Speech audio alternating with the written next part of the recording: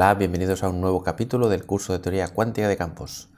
Antes de nada deciros que ha habido por ahí algún comentario de algún suscriptor que amablemente y con mucho entusiasmo y también un poquito de impaciencia me ha preguntado que cómo es que no empiezo ya con la física, ¿no? Porque todo esto es matemáticas y le respondí que no falta mucho y que es mejor primero hacer las matemáticas y luego la física. A ver, os podría poner muchos ejemplos de por qué esto es así, pero el que ahora mismo se me ocurre en plan facilón es que cuando, por ejemplo, queremos estudiar las leyes de Newton, claro, las leyes de Newton hablan de aceleraciones, de fuerzas y tal, ¿no? Hablan de derivadas de vectores con respecto del tiempo. O sea, es decir, hay un montón de historias matemáticas previas a las ecuaciones de Newton. Entonces, si no tenemos claro lo que es un vector, lo que es el producto escalar de dos vectores, lo que significa derivar y tal, no entenderemos realmente las ecuaciones o las leyes de Newton, ¿no? Pues esto es un poco lo mismo. Lo que pasa es que como no estamos hablando de Newton, sino de la mismísima teoría cuántica de campos, pues las mates que hacen falta son un poco más. Es solo por eso. Pero de verdad que no os preocupéis que vendrá y os prometo que va a ser muy gozoso. Porque como las mates no serán un problema, e incluso algunas cuestiones matemáticas que no os queden claras del todo, pues igual con la explicación física pues ya lo hacen, ¿no? Se queda más claro. Así que nada, paciencia, que es la madre de la ciencia.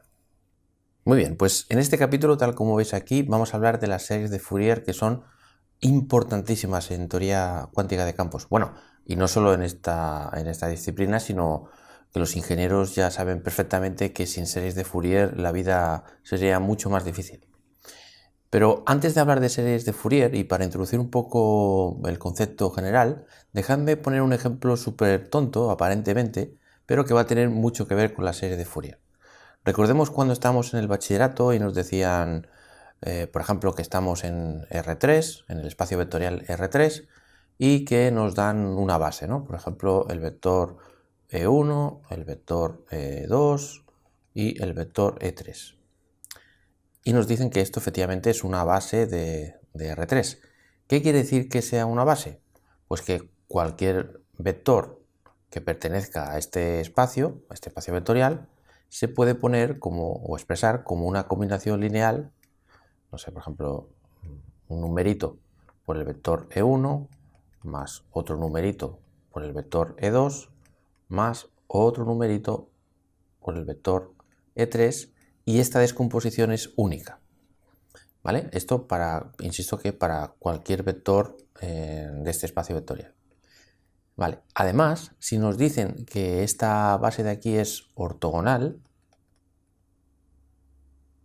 entonces se cumple pues que el producto escalar de E1 por E2 o del E1 por el E3 o el E2 por el E3, estos tres productos escalares dan 0.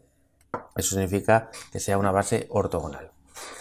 Vale, entonces, en los casos en los que tenemos una base ortogonal, hay una forma divertida de encontrar estos números, estos coeficientes, A1, A2 y A3. La manera fácil, bueno, no sé si fácil o no, pero que una manera que va a ser análoga a lo que vamos a hacer para las series de Fourier sería decir lo siguiente, que es multiplicar en el lado izquierdo de la ecuación, multiplicar por el vector E1. Y entonces, cuando multiplicamos todo esto por el vector E1, pues va a quedar A1 por E1, A2, E2, A3, E3, multiplicado por E1. Y entonces en el producto escalar se cumple la propiedad distributiva, que es este por este, más este por este, más este por este, ¿no? Entonces el primer término será A1 y el producto de E1 por E1, más, y esto va a dar 0 y 0 por esta propiedad de ortogonalidad, ¿vale? Por este con este da 0 y este con este da 0. Muy bien. Entonces, de aquí podemos despejar A1 diciendo que, bueno, pues A1 directamente, el numerito este, pues va a ser 1 partido E1 por E1 multiplicado por esto.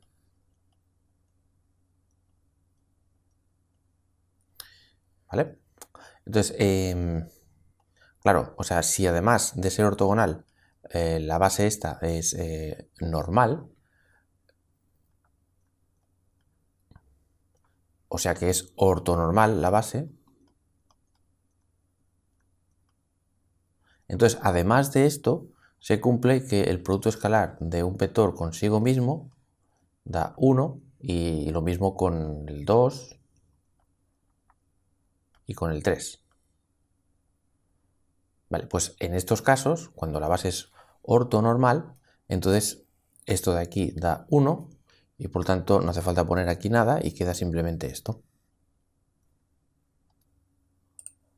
Y esto no solo vale para el 1, sino también vale para el 2 y para el 3. Por lo tanto, A sub n es igual a el vector v, producto escalar, e sub n. Perfecto, y estos serían, digamos, los coeficientes que irían aquí. Este señor y este señor. Vale, esto sería, digamos, la intro o el concepto genérico en lo que se basa la serie de Fourier. Entonces, vamos a ver. Ahora, en vez de considerar un espacio vectorial de 3 dimensiones, ¿qué tal si consideramos, atención, un espacio vectorial de dimensión infinita? Así suena muy raro, pero ya veréis que no es tan raro. Vale. Y no cualquier espacio vectorial de dimensión infinita, sino el de el conjunto de funciones. Bueno, no voy a especificar qué tipo de funciones entran aquí. Vamos a poner funciones bien comportadas.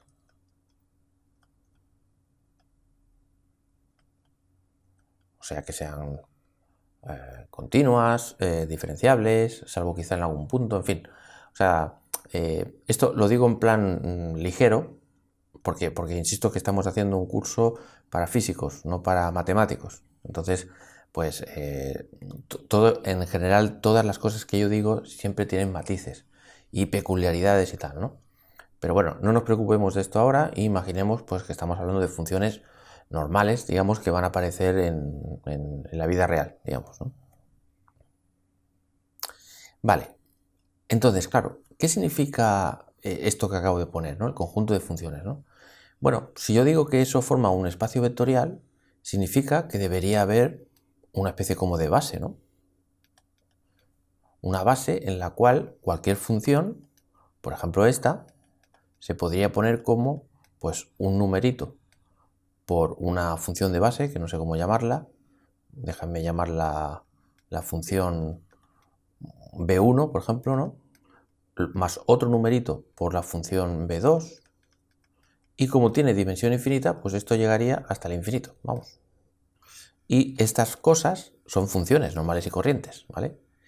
Pero estas funciones serían, digamos, la base de nuestro espacio vectorial. b1, b2, así hasta el infinito. Ahora imaginemos que esta base, pongamos que somos capaces de encontrar una base que sea ortogonal. Solo ortogonal, no hace falta que sea ortonormal, ¿vale?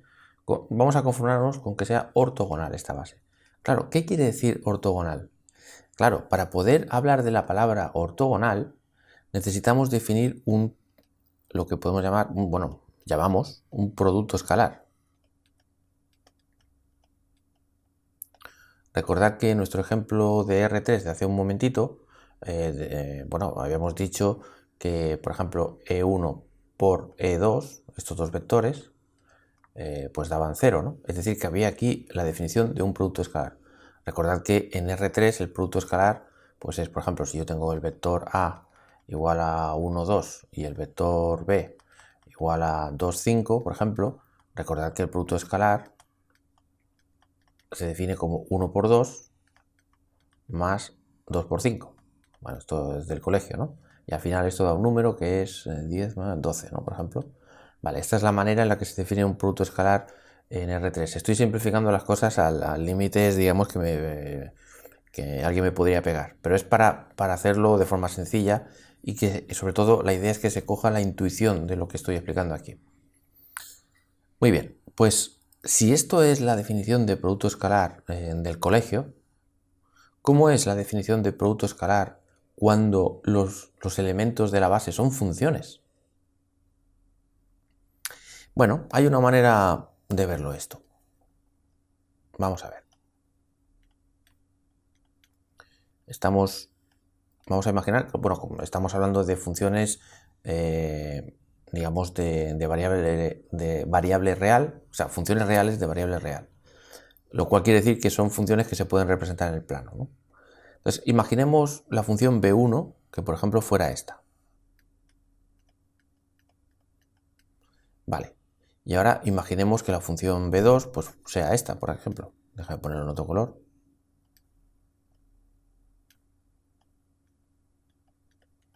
Vale. Podría imaginarme, en una pequeña aproximación, podría decir, mira, pues la función b1, si la discretizara, pues sería este valor, este valor, este valor, etcétera, ¿no? Todos estos valores. Es decir, que yo podría discretizar por un instante las x, ¿no? Y que solo varias posibles x puedan tomarse, ¿no? Por ejemplo, el valor x1, el valor x2, etcétera, etcétera, etcétera, hasta llegar a no sé cuántas divisiones hay aquí, la que sea, 7, no sé, la que sea. Entonces, si yo discretizo por un momento el espacio, entonces b1 de alguna manera vendría representado por esos valores, ¿no? b1, pero cuando la x es 1, b1, pero cuando la x es 2, b1, pero cuando la x es 3, ¿vale? O sea que de alguna manera, con esta discretización, podría transformar esta función en una especie como de vector, ¿no? Hasta llegar hasta el 7, por ejemplo. O sea que ya no sería un montón, ¿no? Y bueno, infinitos puntos, ¿no? Sino que serían solo 7, por ejemplo, ¿no? Y lo mismo pasaría con esto. Podría decir que esta función, también discretizada, pues al final son 7 números.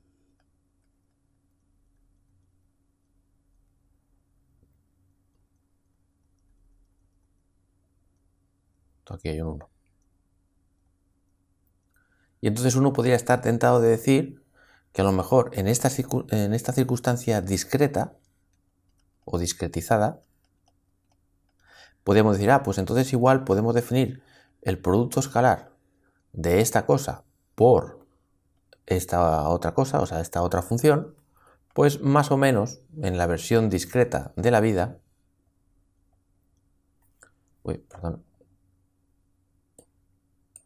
podemos decir, bueno, pues será pues este por este, más este por este, más este por este, igual que lo hacemos en el colegio.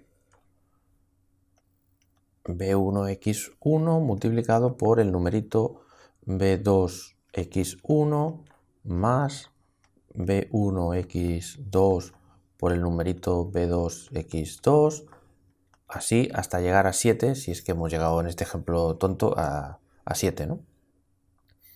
Vale, ¿cómo se puede poner esto de otra forma? Bueno, pues se puede poner como el sumatorio desde n igual a 1 hasta 7 de b1 xn b2 xn. ¿Vale? Y esto sería el producto, la versión discreta de una posibilidad para el producto escalar. Bueno, pues resulta que esta es la definición más común que se toma cuando estamos hablando de espacios vectoriales de funciones. Pero la versión continua de todo esto, pues supongo que os imagináis cuál va a ser, ¿no? La versión continua y final de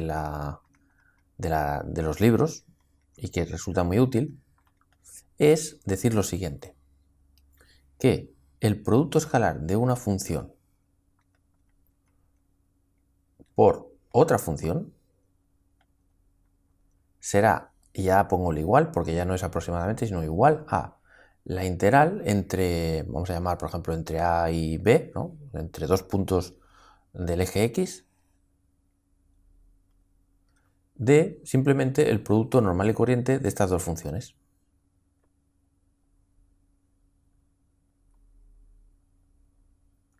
Y esto es, digamos, lo que se extiende de forma natural al considerar lo del colegio. ¿vale? Vamos a poner un ejemplo de cómo calcular el producto escalar de dos funciones para que veáis lo que, por si estoy siendo un poco disperso, que no lo sé. La verdad es que no tengo ni la más remota idea de si estoy siendo claro o obtuso. Ya me lo diréis en los comentarios. Vamos a poner un ejemplo.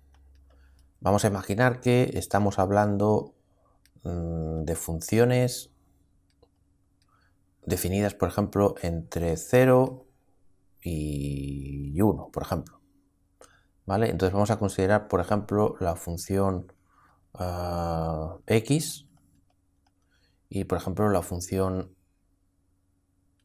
g, por ejemplo, x al cuadrado, ¿no? Por ejemplo. Vale, y ahora vamos a calcular el producto escalar de estas dos funciones definido de esta manera. La integral entre 0 y 1, he puesto 0 y 1 y puedo poner entre 8 y 10 o entre menos 10 y 40, o sea, eso en cada problema uno elige el intervalo. Eso ya lo veremos más adelante en este capítulo. Vale, pues la función f de x, en este caso, en este ejemplo he puesto que es x, y la función g de x pues es x al cuadrado. Entonces, bueno, pues hacemos la integral. Esto es la integral entre 0 y 1 de x a la 3, que es x a la 4 entre 4 evaluada entre 0 y 1. Entonces cuando ponemos el 1 aquí, esto da un cuarto, cuando ponemos el 0 aquí da 0, o sea que un cuarto menos 0 es un cuarto. O sea que el producto escalar de estas funciones da un número que es, en este caso concreto, un cuarto. Esto es lo que estoy diciendo. Y esta definición se basa, digamos, en un planteamiento natural, digamos, ¿no?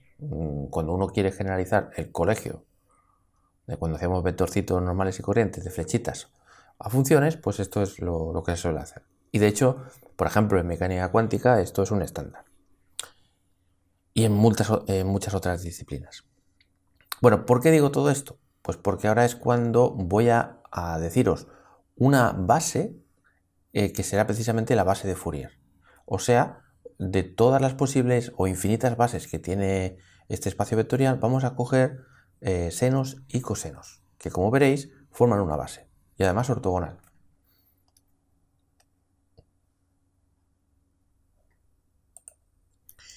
Muy bien, pues en nuestro espacio de funciones, que podemos llamar si queréis f mayúscula, ese es el espacio vectorial de las funciones que se comportan guay, que son suaves, diferenciables y cositas, lo que sea que se necesite para que esto funcione, que son pocas cosas, tampoco es muy restrictivo, ¿eh? Vale, pues este espacio vectorial, yo lo que os afirmo es que va a tener una base. Vale, y esa base va a ser exactamente esta. Va a ser cosenos, o sea, el coseno de x, el coseno de 2x, el coseno de 3x, etcétera, hasta llegar pues al que sea, digamos, ¿no? A cualquier valor entero. O sea, en general, coseno de nx. ¿Vale? Y también el seno de x, el seno de 2x, seno de 3x, así hasta cualquier valor entero nx, digamos, ¿no? Y además de todo esto, el 1. Vale, pues esto, el señor Fourier, hace unos siglos, demostró que esto es una base, lo cual significa que cualquier función, insisto, bien comportada, no muy rara, digamos, se puede poner en función digamos, como una combinación lineal de esta gente. Entonces, la leche, si lo pensáis bien. O sea, quiere decir, por ejemplo, es decir, lo que quiere decir es que esto se puede poner como un numerito, por ejemplo, A0, ¿no? Por 1 más otro numerito por el coseno de x más otro numerito por el coseno de 2x, así hasta el infinito, más otro numerito por el seno de x, otro numerito por el seno de 2x y hasta el infinito. ¿Vale? Esto es lo que afirma lo que afirmó o lo que descubrió Fourier pues hace un tiempo y que es extremadamente útil. Claro, aquí digamos la peculiaridad es que uno puede decir, pero un momento, entonces significa que tenemos que encontrar infinitos coeficientes, ¿no? Es decir, A0, A1, A2, hasta mogollón, a infinito, y B1, B2, B3, hasta el infinito. Correcto. Lo que pasa es que normalmente o generalmente pues se pueden calcular todos de golpe o, en fin, bueno, ya enseguida veréis algún ejemplo que os pondré, o sea que no nos espantemos porque tampoco pasa nada. Vale. Entonces, de forma compacta, ¿cómo se puede poner esto? Bueno, pues lo podemos poner de esta manera. F de x será igual a el sumatorio de n desde 0 hasta infinito de a sub n por coseno de nx más el sumatorio, y aquí es importante poner que esto empieza en 1, no en 0, ahora veréis por qué, bn seno de nx. O sea, esto que acabo de poner es una simplificación de todo esto. Vale, miremos un momento lo del tema del 1 este. Bueno, a ver, fijaos que de esta serie, el primer término es cuando n vale 0. Por tanto, aquí pondríamos un 0. Y fijaos que si yo pongo un 0 aquí, pues coseno de 0 da 1. Entonces queda esto, ¿no?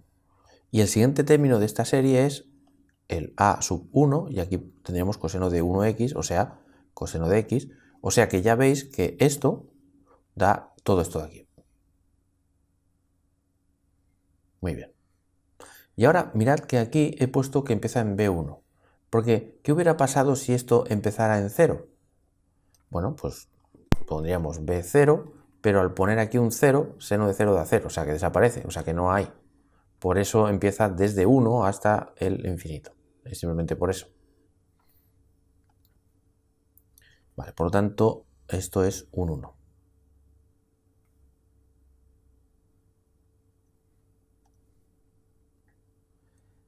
Perfecto. Entonces, ahora lo que voy a hacer es... Bueno, voy a borrar esto. Y después de muchos años de estar haciendo vídeos, me he dado cuenta de que puedo hacer una cosa. La verdad es que, en fin, bueno, más vale descubrirlo ahora, ¿no? que nunca. Esta historia de ponerlo esto un poco más para allá, pero bueno. Vale, entonces, esta es nuestra fórmula. Vale, entonces, recordemos que la base de este espacio vectorial son cosenos nx y seno nx. ¿Vale? Aquí fijaos que cuando pusiéramos n igual a 0 daría un 1, que es lo que os he dicho antes, que el 1s que también tiene que estar. Y luego, cuando la n valga lo que sea, pues nos dará todos los cosenos y senos, los infinitos que hay. Esto es una forma simplificada de escribirlo. Muy bien. Entonces, ¿esta base es ortogonal? Bueno, vamos a ver. Vamos a coger uno de ellos, el coseno de, por ejemplo, n1x, y vamos a hacer el producto escalar con, por ejemplo, coseno de n2x. Vale, claro, n1 y n2 no pueden ser iguales porque si fueran iguales estamos cogiendo la misma base, el mismo elemento de la base. Y estamos viendo a ver si es ortogonal, o sea que entre ellos el producto escalar a ver si es o no 0. Bueno, pues tal como os he dicho, la definición del producto escalar es la integral entre algo y algo, ¿no? De simplemente el producto de esta gente.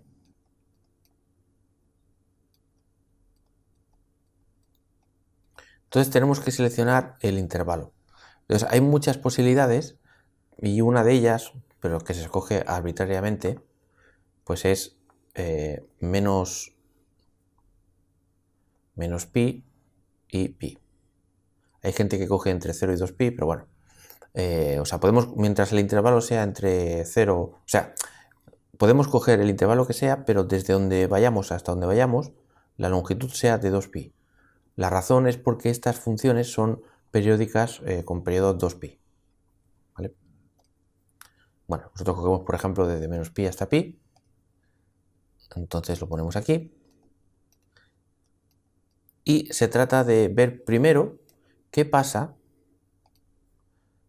si n1 es igual a n2. Claro, igual a n, por ejemplo, ¿no?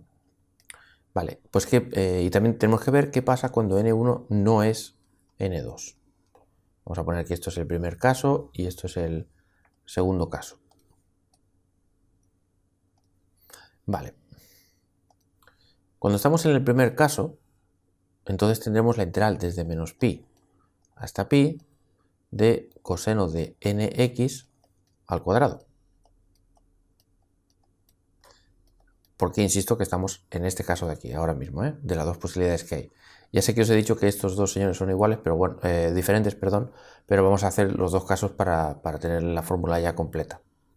Lo que podemos hacer es utilizar esta identidad que dice que el coseno al cuadrado de algo es igual a 1 más coseno de 2 veces ese algo entre 2.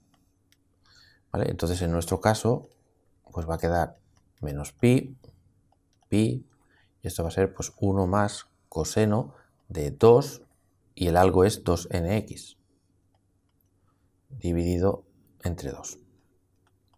Entonces esta integral va a dar, por un lado, veamos, bueno, será menos pi, aquí tenemos un medio, más un medio coseno 2nx. Vale, y esto será un medio que sale fuera y la integral entre pi y menos pi, pues esto va a dar 2pi. ¿Vale? Ya tenemos el primer término integrado y ahora sacamos fuera el 1 medio y la integral de coseno de 2nx es seno de 2nx entre 2 entre menos pi y pi. Y claro, fijaos que cuando sustituyamos el pi aquí, esto va a ser seno de 2npi. Y 2npi, seno de 2npi, esto va a ser 0. Por ejemplo, cuando n sea 0, pues ya es 0 directamente. Cuando n sea igual a 1, significa que es seno de 2pi, que es 0. Cuando n valga 2, esto va a ser pues dar una vuelta más. O sea, podéis comprobar fácilmente que esto va a ser 0. Pero es que cuando pongamos menos pi va a pasar lo mismo porque el menos que estaría aquí dentro sale fuera y va a quedar lo mismo. Por lo tanto, esto se va. Y entonces se va este 2 con este 2 y nos queda pi. O sea que cuando estos dos valores sean iguales, esto va a dar pi. Perfecto. Vamos a hacer ahora el caso cuando son diferentes.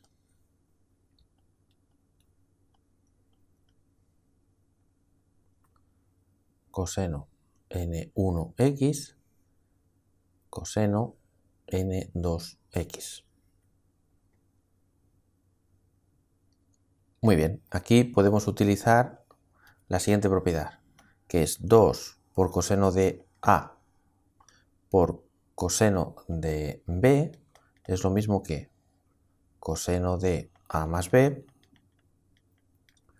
más coseno de a menos b. Estos son propiedades trigonométricas. Entonces, teniendo en cuenta esto, tendremos primeramente un 2 que va a salir fuera, menos pi, y aquí dentro pues va a quedar coseno de la suma, por tanto, n1 más n2x, más coseno de la resta, n1 menos n2x. Perfecto.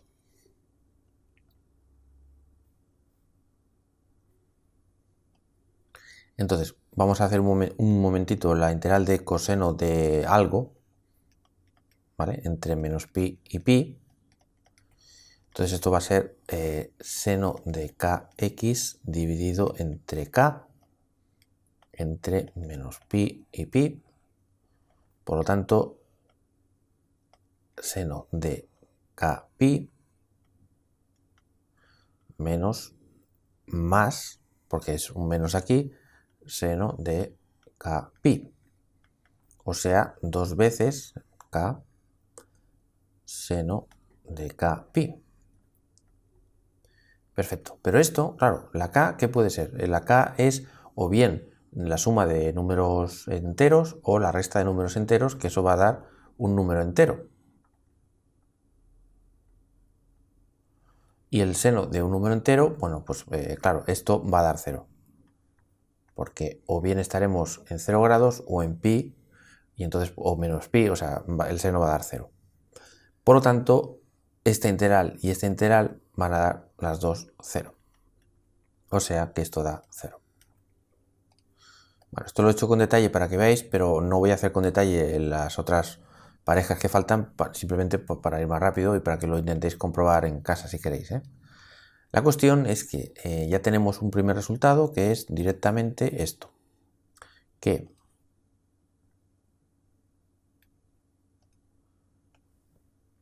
este señor de aquí pues va a dar pi y vamos a poner delta n1, n2.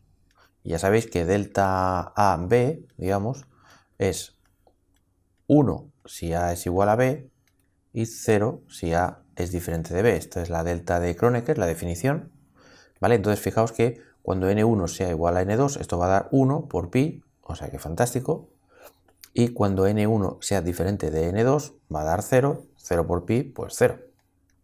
¿Vale? Pues esta sería, digamos, la primera historieta. Entonces esto lo voy a poner en un rinconcito.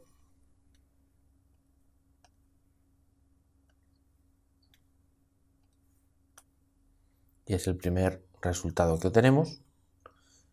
Y entonces lo que os puedo decir es que si hubiéramos hecho lo mismo con coseno n1x producto escalar seno de n1x, perdón, n2, pues esto da 0 para cualquier valor de n1 y de n2. Y si hacemos el seno de n1x producto escalar seno de n2x, resulta que da lo mismo que arriba, pi delta n1, n2.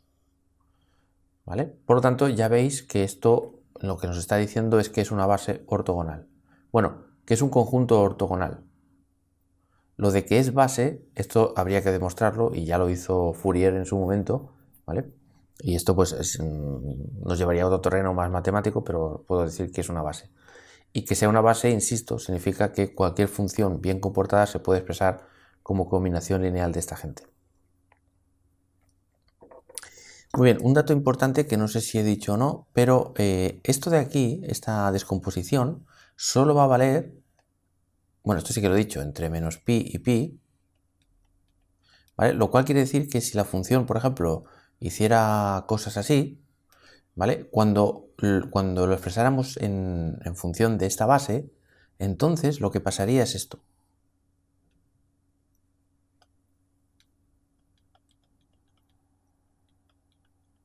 Es que esta función desde aquí hasta aquí sería idéntica a como está aquí, pero estos trozos desaparecen y la función se vuelve a repetir. Tanto por aquí como por aquí. ¿Vale? O sea, es importante recalcar que esta función expresada en esta base solo vale desde menos pi hasta pi. Esto es importante. ¿Vale? O sea que de momento estamos aproximando la función, bueno, aproximando no, expresando la función en esta base, pero solo va a tener sentido aquí. Lo que era la función por aquí desaparece y se convierte en una función periódica de periodo 2pi, ¿vale? Esto que podría parecer un una condición bastante restrictiva, veréis que la vamos a eliminar, no sé si en este vídeo o en el siguiente. Vale. Muy bien. Entonces, lo único que nos falta es determinar cuánto vale estos coeficientes a n y bn, y entonces vamos a aplicar el mismo concepto de hace un momento cuando hemos empezado el vídeo. Bueno, un momento no, ya han pasado unos cuantos minutos, pero recordad que habíamos dicho que si v se ponía en función de unos numeritos, ¿no? 1 más no sé qué, 2, bla, bla, bla. Recordad que habíamos dicho que el coeficiente a1 era el producto escalar del vector v por el e1 dividido entre el producto de e1 por e1. Y si este producto era 1, porque la base era ortonormal, pues solo quedaba esto. Pero en nuestro caso ya os puedo decir que esto no va a ser ortonormal, sino solo ortogonal. ¿Esto cómo se puede ver? Pues porque da pi y no da 1 cuando son iguales, ¿no? ¿Vale? Por lo tanto, vamos a aplicar esta definición, o sea, la vamos a trasladar a este mundo y diremos, bueno, pues el coeficiente a n va a ser el producto escalar de v y ahora v, el papel de v lo hace nuestra función f de x. Por tanto, será f de x, producto escalar, el e1, ¿no? Entonces, claro, ¿a qué llamamos e1? Bueno, si estamos hablando de perdón, e1, déjame ponerlo en general a n.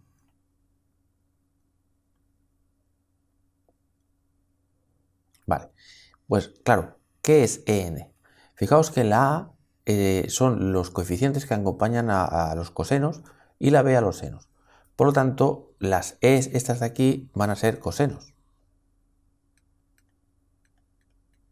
Vale, y aquí tenemos que poner dividido entre el producto escalar de coseno de nx, producto escalar, coseno de nx. ¿Pero esto qué es? Coseno de nx, producto escalar coseno de nx, lo tenemos aquí. Cuando n1 sea igual a n2, pues va a dar pi. Por lo tanto, tendremos f de x, producto escalar, coseno de nx, dividido entre pi. Muy bien. Mira, me ha gustado esto, así que lo estoy utilizando. La verdad es que es divertido. Vale. Perfecto. Por lo tanto, a n va a ser 1 entre pi, la integral desde menos pi hasta pi es simplemente el producto escalar de f de x por coseno de nx. Ya está. Esta sería, digamos, la manera de calcular a.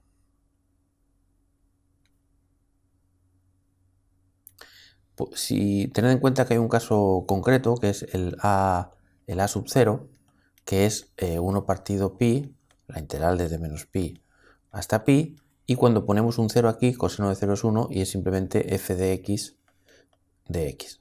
¿Vale? Esto, digamos, sería un caso concreto en el que los cosenos desaparecen. Pero bueno, no hace falta explicitarlo porque ya se sobreentiende, ¿no? Con esta formulita. Perfecto. Y claro, ¿qué sería bn? Pues aplicando la misma lógica, pues será exactamente igual. Lo que pasa es que en vez de poner cosenos, pues ahora vamos a poner senos. F de x, seno de nx. Y fijaos que el pi este de aquí da lo mismo, porque fijaos que si es seno por seno va a dar pi, si n1 y n2 es igual, ¿eh? Pues esto es. Esta serían la manera de calcular los coeficientes.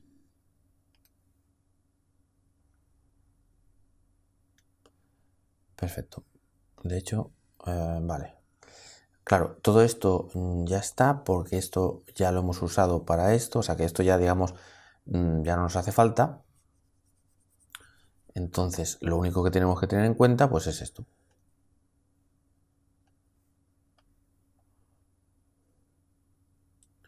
y entonces ya estaríamos. Perfecto.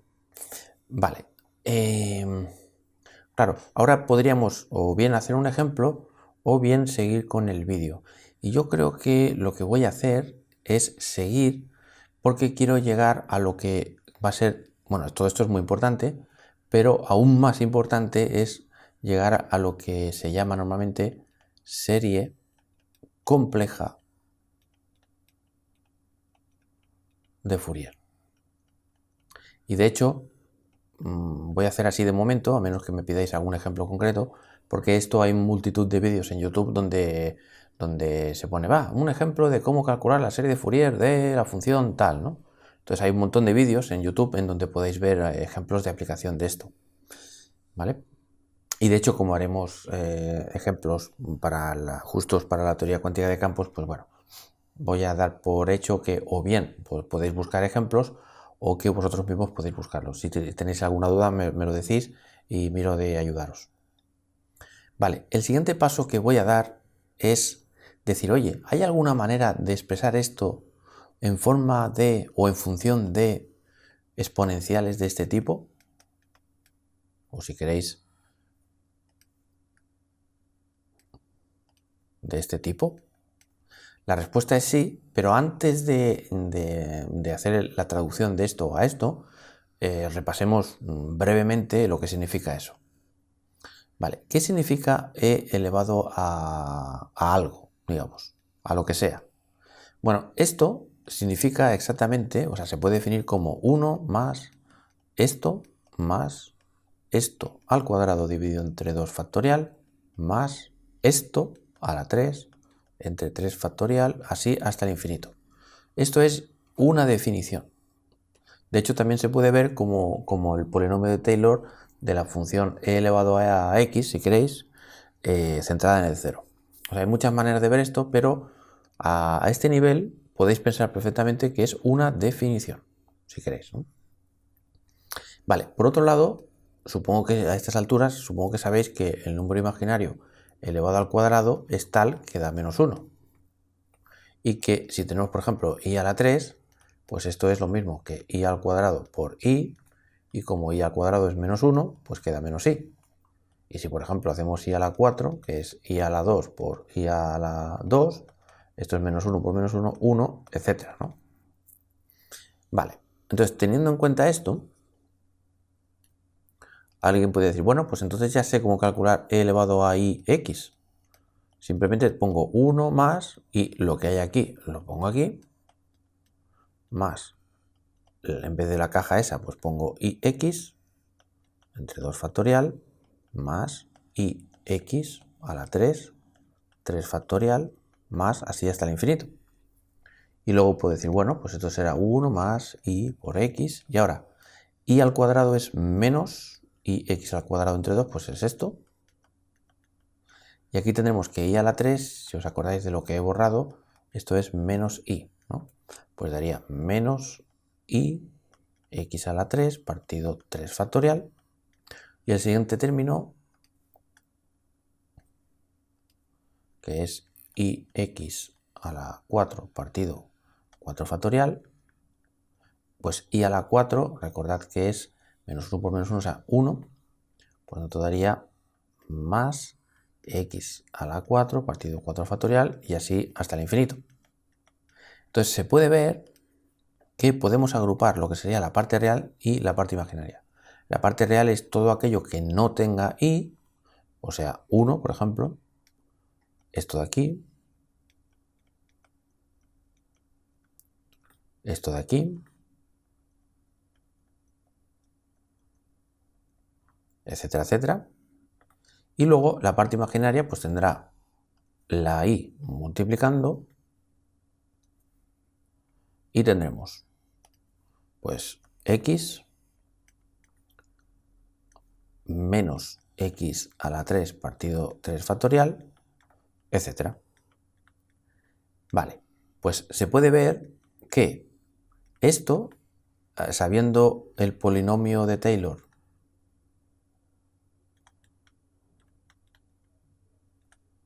de seno de x y de coseno de x en torno al punto x igual a 0, bueno, pues se puede ver, si lo calculáis, quedará x menos x3 3 factorial más x5 partido 5 factorial, etcétera, etcétera. Y el coseno, pues 1 menos x al cuadrado partido 2 factorial más x4 partido 4 factorial, etcétera, etcétera. O sea que esto, si lo hicierais o lo consultarais en internet o en algún libro, es precisamente lo que da aquí. O sea que esto en realidad es coseno de x más y seno de x. Fantástico. ¿Qué quiere decir esto? Pues quiere decir que e elevado a ix es igual a coseno de x más y seno de x. Pero también es verdad que e elevado a y un numerito por x pues es igual a coseno de nx más y seno de nx.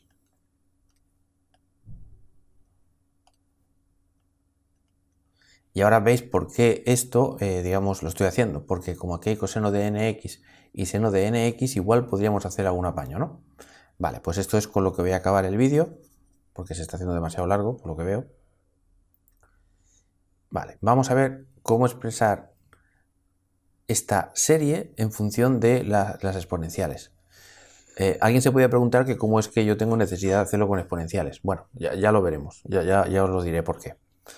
De momento, pensémoslo como un divertimento matemático. Vale, entonces, decimos, vale, tenemos esto, pero imaginad que ahora digo, espera, que me interesa también este de aquí, que es menos nx. Entonces, coseno de menos nx es lo mismo que coseno de nx. Es una propiedad del coseno. Recordad que el coseno de menos 5, por ejemplo, es lo mismo que coseno de 5 y el seno de menos 5 es lo mismo que menos seno de 5, ¿vale? Por lo tanto, aquí lo que va a pasar es que va a aparecer un menos y seno de nx. Vale, ¿qué quiere decir esto? Pues que si sumo estos señores, por ejemplo, pues tendremos e y nx más e menos i nx. Al sumar, fijaos que va a dar coseno más coseno es 2 veces coseno y que esto se va. Por lo tanto, puedo pasar este 2 dividiendo y me queda que el coseno es esa cosa de aquí. Perfecto. Hemos encontrado una cosa divertida. Un medio e i nx más e menos i nx. Y creedme cuando os digo que si en vez de sumar restáramos, entonces nos daría esto de aquí, con una i aquí abajo, y daría e i nx menos e menos i nx. Es simplemente restando y despejando, ¿vale? Muy bien. Por lo tanto, esta función de aquí, o esta expresión, podríamos decir, bueno, pues entonces hagamos una cosa. Voy a sustituir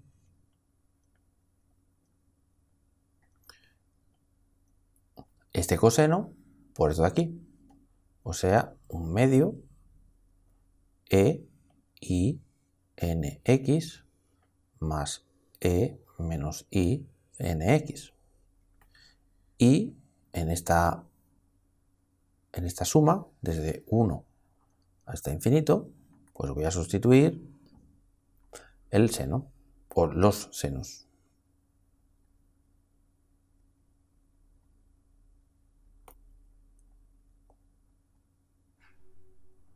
Vale. Y ahora que ya tengo hecho esto, perfecto, pues borro todo esto.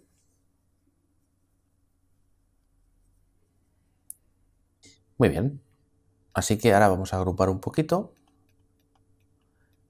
Vamos a ver, tendremos, fijaos que como aquí empieza con n igual a 1, lo que vamos a hacer es poner el primer término con 0, o sea que tendríamos a0 dividido entre 2, y si pongo aquí un 0 esto da 1 más 1, o sea 2. Por lo tanto, este 2 se va con este 2, o sea que al final queda a0. Vale, y ahora sí que ya puedo expresar este sumatorio a partir de 1, porque el término 0 ya lo hemos contado. Así que puedo agrupar y decir, vale, pues ahora es el sumatorio desde 1 hasta infinito. ¿Y qué vamos a tener? Pues tendremos a n entre 2 e i nx más e menos i nx más bn entre 2i e i nx, perdón, menos e menos i nx. Y el sumatorio cubre todo, o sea, coge a todo el mundo. Muy bien. Ahora decimos, bueno, seguimos.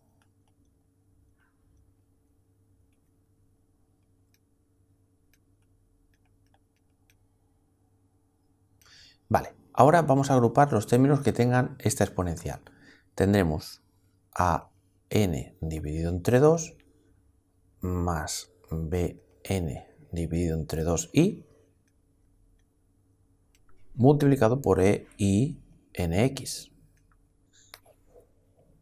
Y ahora vamos a sacar factor común este término de aquí. Entonces tendremos a n partido 2 menos bn partido 2i, y todo esto multiplicado por e elevado a menos i nx. Vale. Y ahora vamos a llamar a esta cosa, que ahora fijaos que esto es un número complejo, le vamos a llamar, por ejemplo, cn momentáneamente. ¿Vale? Cuando digo que es un número complejo, supongo que estáis al tanto un poco de los números complejos, o al menos lo básico. Haremos un repaso de la variable compleja más adelante porque va a ser crucial. Pero de momento, bueno, el repaso ultra rápido es que ya sabéis, un número complejo, z, siempre se puede poner como un número real más otro número real multiplicado por i, ¿no? Entonces, fijaos que tanto an como bn son números reales, y esta i está aquí abajo, pero recordad que si yo tengo que, si i al cuadrado es menos 1, esto es lo mismo que i por i igual a menos 1. Entonces, esto quiere decir que i es igual a menos 1 entre i, ¿no? Paso dividiendo. Incluso si queréis puedo poner el menos aquí. Total, que dividir entre i es como multiplicar arriba por menos i. O sea que esto igual está i. La puedo poner aquí y poner aquí un menos. Y si hago la misma operación, aquí va a quedar un más, porque esto sube para arriba. ¿Vale? Entonces, claramente, esto, si esto es el número complejo Cn, este es el número complejo Cn, pero es como si hubiéramos cambiado la i por menos i. Y ya sabéis que eso, en el mundo de los complejos, es poner un asterisco, que significa cambiar la i por menos i. O sea que si tengo z igual a 2 más 3i, el complejo conjugado es 2 menos 3i. ¿Vale? Pues sí, insisto que si a esto le llamo cn, esto va a ser cn asterisco, porque esto aquí hay un más. Vale, no doy mucha más importancia porque me imagino que os suenan los números complejos, por lo básico de los números complejos. Más adelante haré un repaso de variable compleja. Lo he dicho antes, pero lo vuelvo a repetir. De integración en variable compleja, que tiene su tela. Así que lo repasaremos. Vale. O sea que al final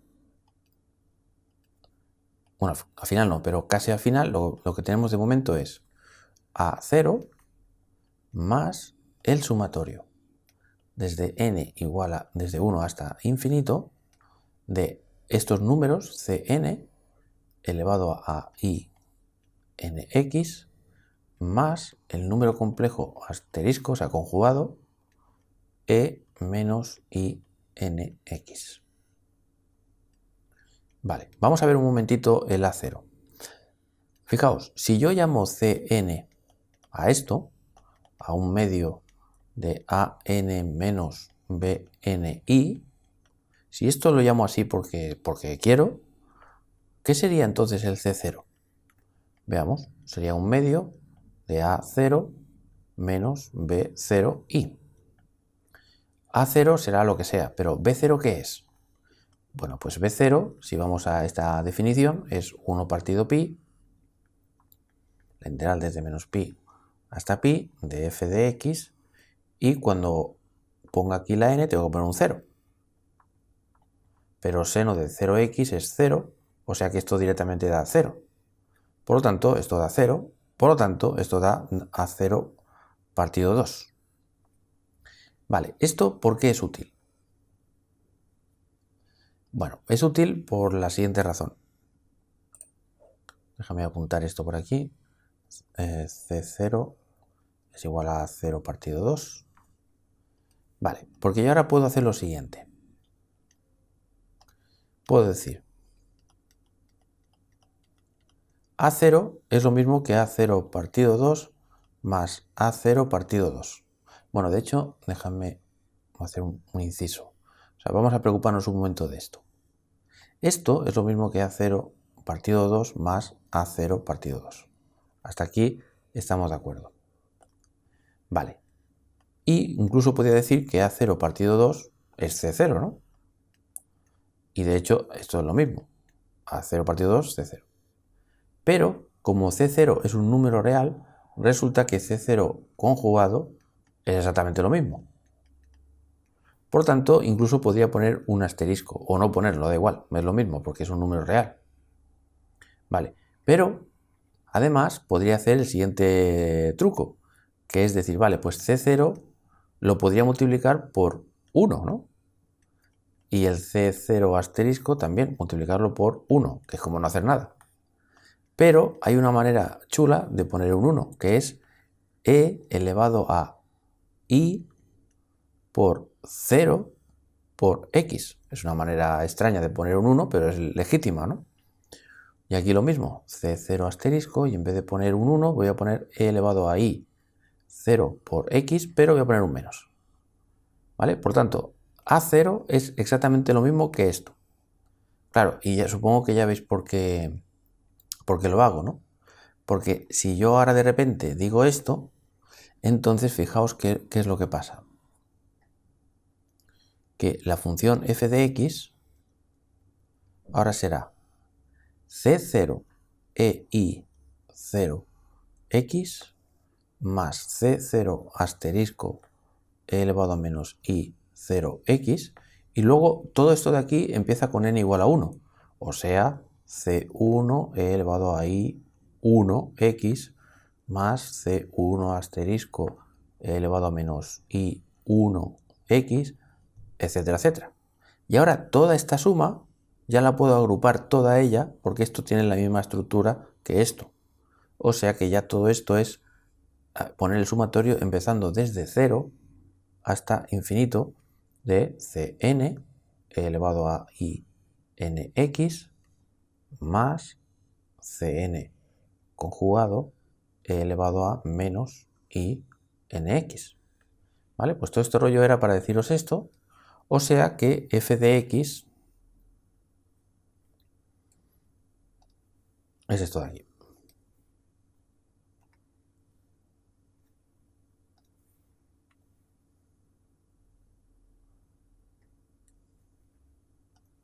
Perfecto. El último paso es poner Cn. Recordemos lo que era Cn, era un medio de an menos bn por i. Entonces, podemos decir que esto será un medio. ¿Y a n qué es? Pues es todo este asunto. O sea, 1 partido pi, la integral entre menos pi y pi de la función coseno nx. Esto sea la an. Luego, déjame poner aquí la i. Y bn es pues 1 partido pi, la integral menos pi f de x seno de nx. ¿Vale? Entonces vamos a sacar factor común el pi, por tanto cn será igual a 1 partido 2pi. Y ahora vamos a juntar las dos integrales. Entonces será f de x por coseno menos i f de x por seno. O sea que saco factor común f de x y queda coseno de nx menos i seno de nx. Y esto, como hemos visto antes, es lo mismo que menos i n, o sea, e elevado a esto. O sea,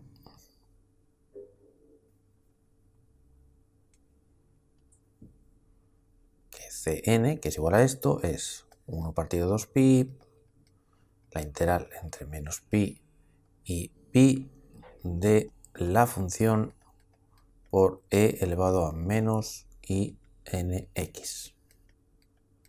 Vale, y recordemos que n es o 0, o 1, o 2, etc.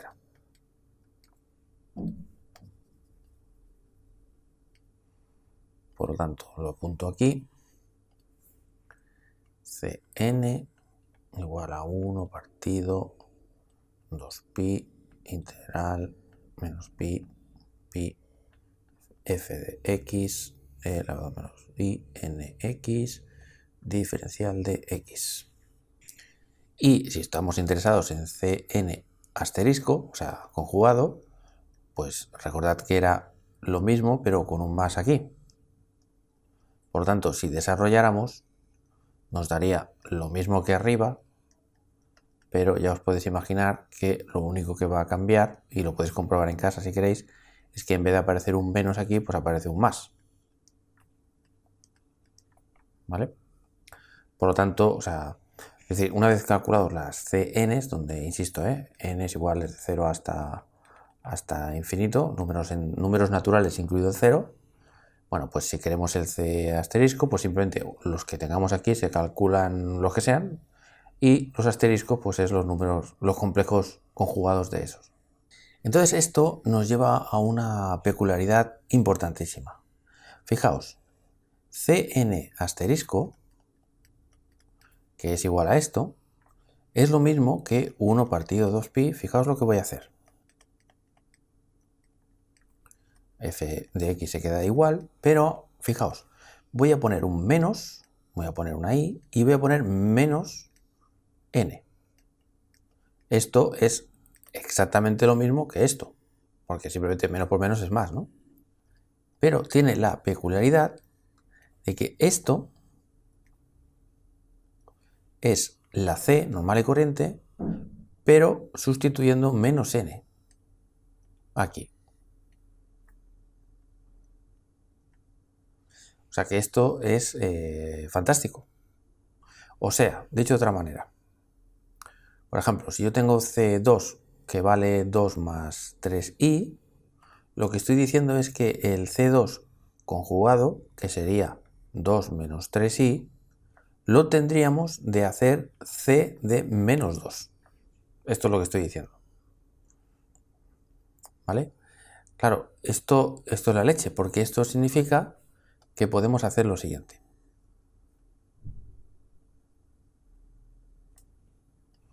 Puedo decir que f de x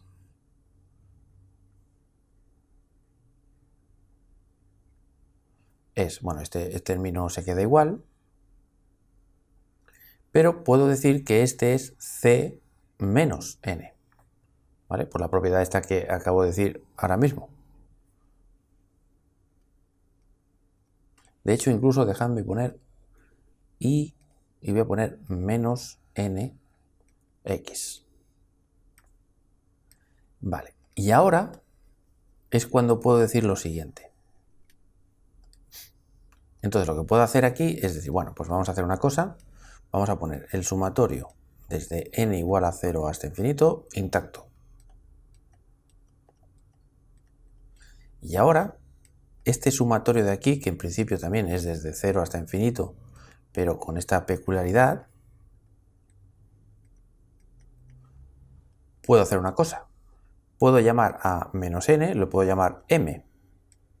Esto quiere decir que cuando n sea 0, 1, 2, 3, etc., pues m será lo mismo pero cambiado de signo. Por tanto, 0, bueno, 0 se queda igual el signo, menos 1, menos 2, menos 3, etcétera, etcétera.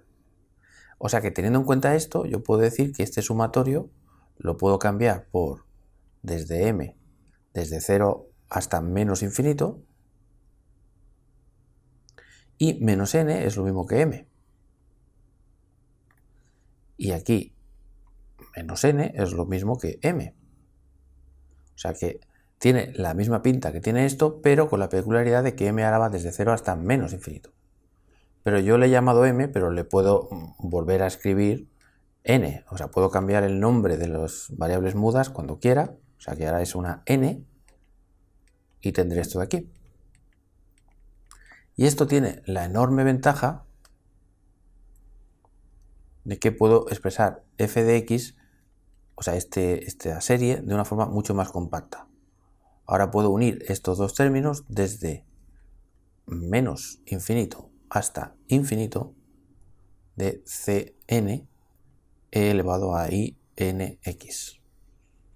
¿Vale? Y recordemos que cuando pongamos, por ejemplo, C-3, recordad que esto de aquí, significa C asterisco 3.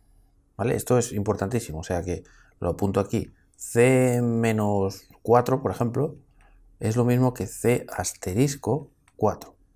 ¿Vale? Esto es importante porque si esto no lo tenemos en cuenta, pues bueno, sería un poco más difícil de calcular las cosas. Vale, pues esta sería, digamos, la forma compacta de escribir la serie compleja de Fourier. Ojo, para funciones que sean, o sea, para funciones f de x entre el intervalo menos pi y pi, o sea, solo en este intervalo. El vídeo va a acabar haciendo la extensión de qué pasaría si nos alargamos un poco más de esto. ¿Vale? Es justo con lo que voy a acabar este vídeo, que es un poco largo, pero como os voy a dar al menos una semana de tiempo para que lo podáis ver con tranquilidad, pues ya lo iréis practicando, digiriendo, preguntando, etc.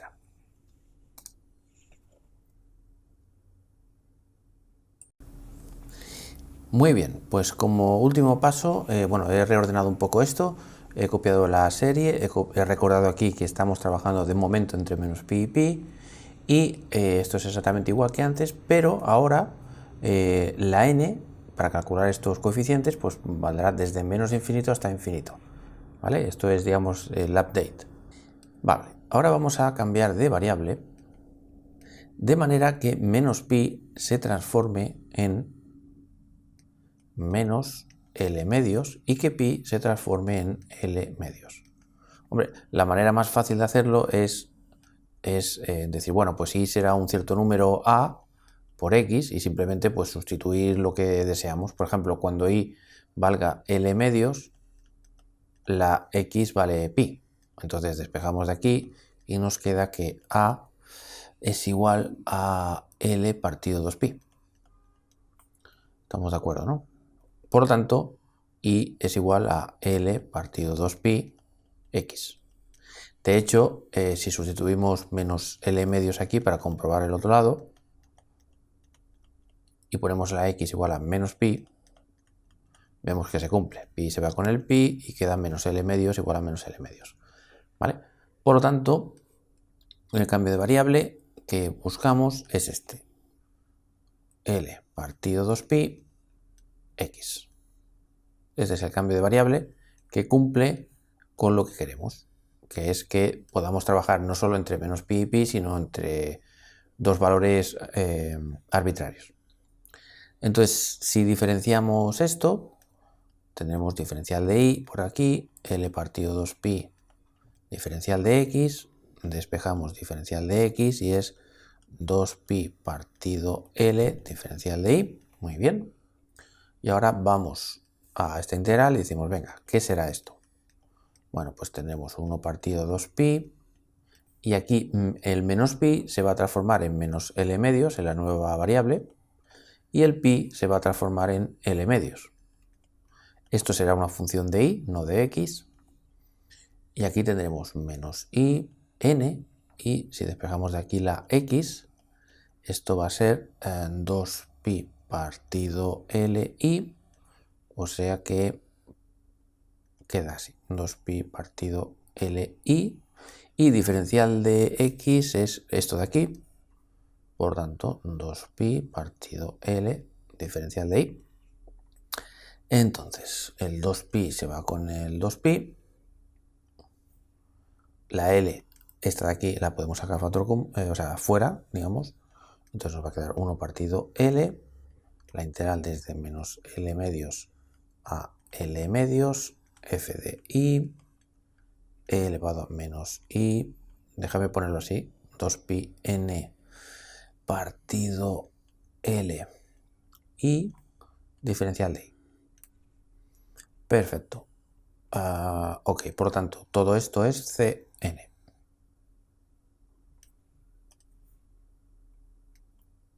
Vale, y luego esta cosa de aquí, pues, ¿cómo se va a transformar? Bueno, pues ahora la función va a depender de i y es el sumatorio desde menos infinito hasta infinito de Cn e elevado a i, y ahora en vez de x ponemos todo esto, por tanto, 2pi n entre L I. Perfecto. Y ahora, una vez hemos hecho todo esto, alguien podría decir, oye, una cosa. Bueno, espera, déjame hacer así.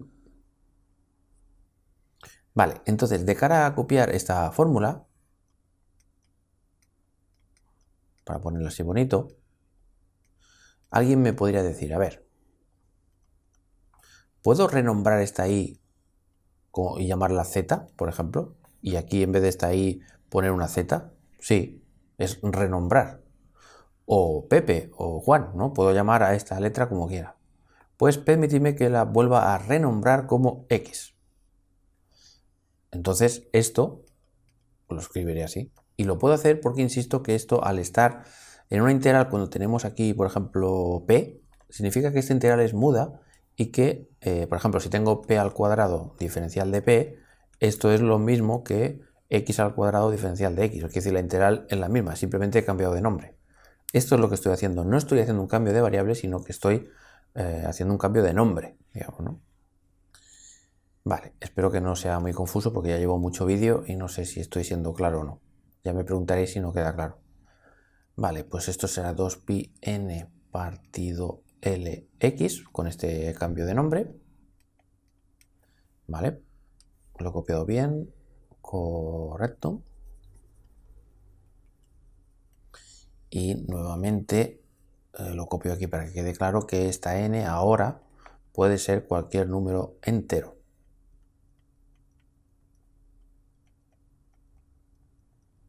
Perfecto. Y ahora, con esta historieta, la función estará definida entre menos L medios y L medios.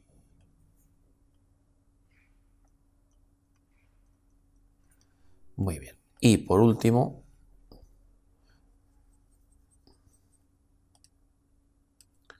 la función será el sumatorio desde n igual a menos infinito hasta infinito de estas Cn, y esto será e elevado a i 2pi n partido L x.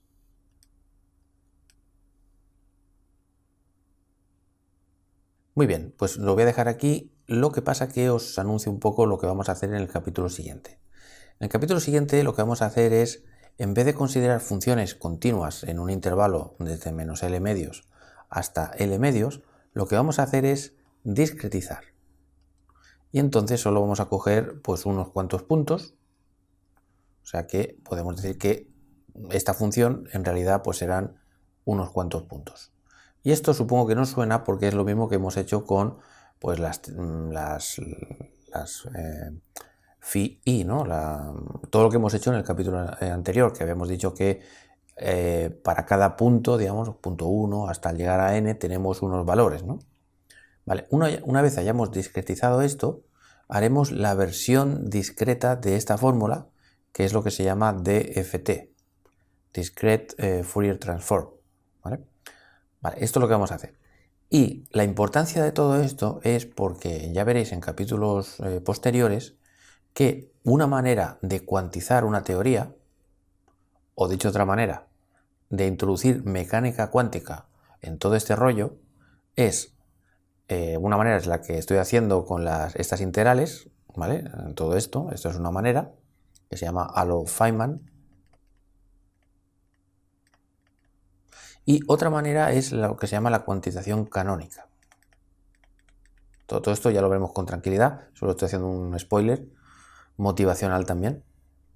Pues bien, en la manera de cuantizar una teoría o de buscar una teoría en el marco de la mecánica cuántica, pues esta forma canónica consiste en calcular la transformada de Fourier de un campo, o sea, algo parecido a esto. Y a partir de ahí, los coeficientes de esta transformada de Fourier pasarán a ser operadores. ¿Vale? Por eso esto que estoy haciendo en este capítulo es sumamente importante que quede clarísimo. Por eso lo paro aquí, para que repaséis bien y que lo entendáis bien, para poder luego seguir. ¿Vale? Así que nada, os dejo y espero que, insisto, que lo miréis bien antes de mirar el capítulo siguiente. Pues nada, muchas gracias por ver este vídeo y hasta el siguiente.